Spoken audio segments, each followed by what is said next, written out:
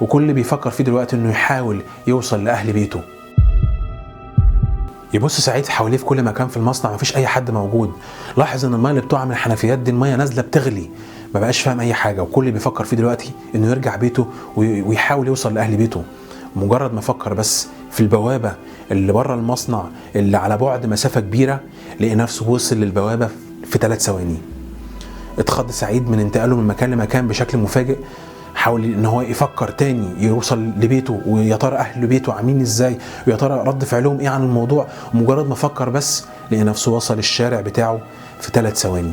سعيد اول ما وصل بيته لقى عزا بيقرب، وحاول يفهم العزا ده بتاع مين، وبيحاول يقرب شويه عشان يتفاجئ ان يوسف ابنه واقف في العزا وبياخد العزا وحزين وباين عليه البكاء، وناس جايه بتعزي وبيسلموا على يوسف.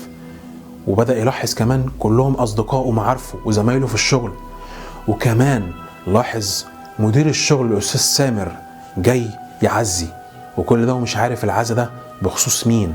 يحاول سعيد ينده على يوسف، يحاول يصرخ، محدش سمعه للأسف، علشان يظهر صوت فجأة جنبه بيقول له حاولت أنبهك لكن ما قدرتش. ويبص جنبه عشان يعرف الصوت ده صوت مين، يلاقيه صخر الكلب بتاعه، كلبه الوفي وصديقه بيتكلم معاه. وسعيد سمعه بيقول له صخر انت بتتكلم؟ قال له ايوه يا سعيد انا بتكلم، وانت دلوقتي تقدر تفهمني لانك دلوقتي في العالم بتاعنا عالم غيبون.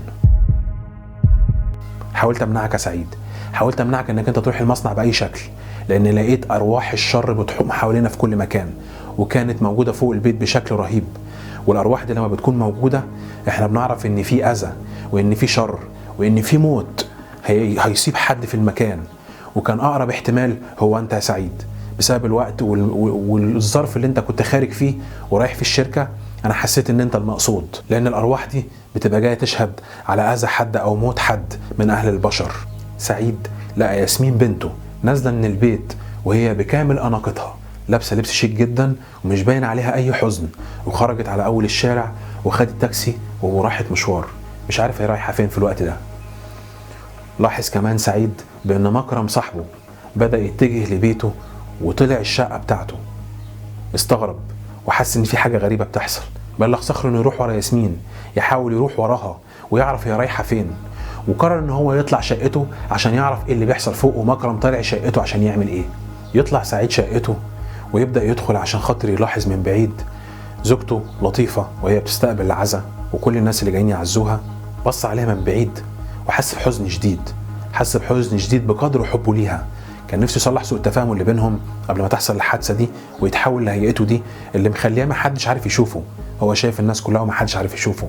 بص لها بحزن شديد وكان عايز يكلمها مش عارف، بيحاول يندى عليها ما بتسمعش، يقول يا لطيفه محدش سامع حاجه.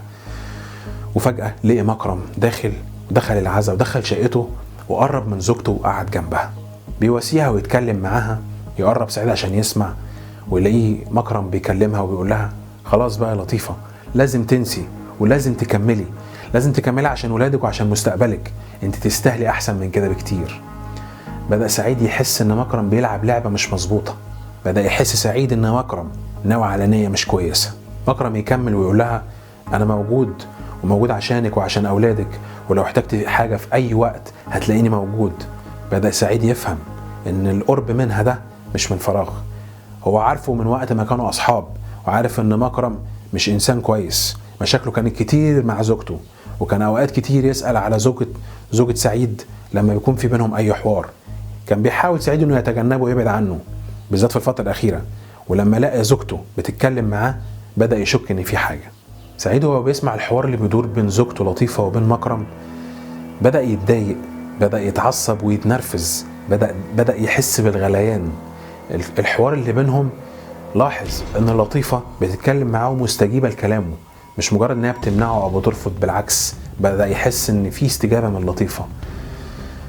الحالة اللي كان فيها سعيد والعصبية اللي بدأت تمسك فيه، الحالة اللي كان فيها سعيد وصل لمرحلة من العصبية والغضب خلى كل الكوبايات اللي كان فيها قهوة او مية حواليهم بدأت تغلي.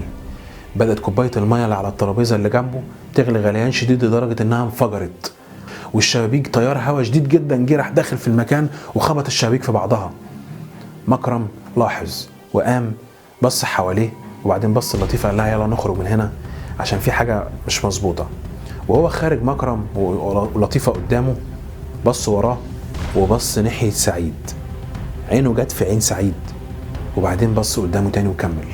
سعيد ما بقاش فاهم، اتخض، ايه ده؟ هو شافني؟ هو عارف ان انا موجود؟ طب ازاي؟ اتوجه سعيد ورا لطيفة ومكرم عشان يروح وراهم يعرف هم رايحين فين، ونازل على السلم. وهو نازل لقي كريم البركة، الولد اللي هو من ذوي القدرات الخاصة، واقف بيبص له مبتسم ما فيهوش مشكلة، واضح الكلام، وبيقول له ازيك يا عم سعيد. كانت مفاجأة بالنسبة لسعيد ان كريم كويس وبيتكلم بالحالة دي، وان كريم شايفه. سعيد في صدمة بيقول له كريم انت كويس؟ انت شايفني؟ انت بتتكلم كويس كده ازاي ما عندكش مشكلة؟ كريم بيرد عليه بيقول له مفيش وقت يا عم سعيد، مفيش وقت عشان اشرح لك. اللي زي مكرم دول من اشر الخلق، انا شفت ارواح كتير بتحوم حوالين المكان موجودين النهارده، علشان مكرم وقت ما بيكون موجود الارواح دي بتكون موجوده. الارواح دي انا شفتها وقت ما انت كنت نازل يوم الحادثه وحاولت امنعك وما قدرتش يا عم سعيد للاسف، ولكن انت لما نزلت وحصلت الحادثه دي ما كانش في ايدي اعمل اي حاجه. الحاجه الوحيده اللي كنت اقدر اعملها في الوقت ده اني اجمع رموز من العالم بتاعي، عالم السكون، انا وكل زمايلي وكل اللي زيي، جمعت حروف وارقام ضفتها في الورقه اللي اديتها لك. فسعيد مش فاهم الورقه دي فيها ايه؟ فيها ايه الورقه دي يا كريم اللي انت اديتها لي؟ وكان ايه سببها وعملت ايه معايا؟ كريم يقول له الورقه دي مفتاح، ومفتاح مهم جدا ليك يا عم سعيد. قال له مفتاح ايه؟ كريم قال له الورقه دي انا مجمعها برموز وحروف من العالم بتاعنا، عالم السكون، العالم اللي بيشهد على عالم البشر، العالم اللي بيشهد على افعال الخير والشر. انا جمعت الورقه دي واديتها لك يا عم سعيد عشان تكون مفتاح ان لو حصل لك اي حاجه تقدر تدخل العالم بتاعنا، عالم غيبون،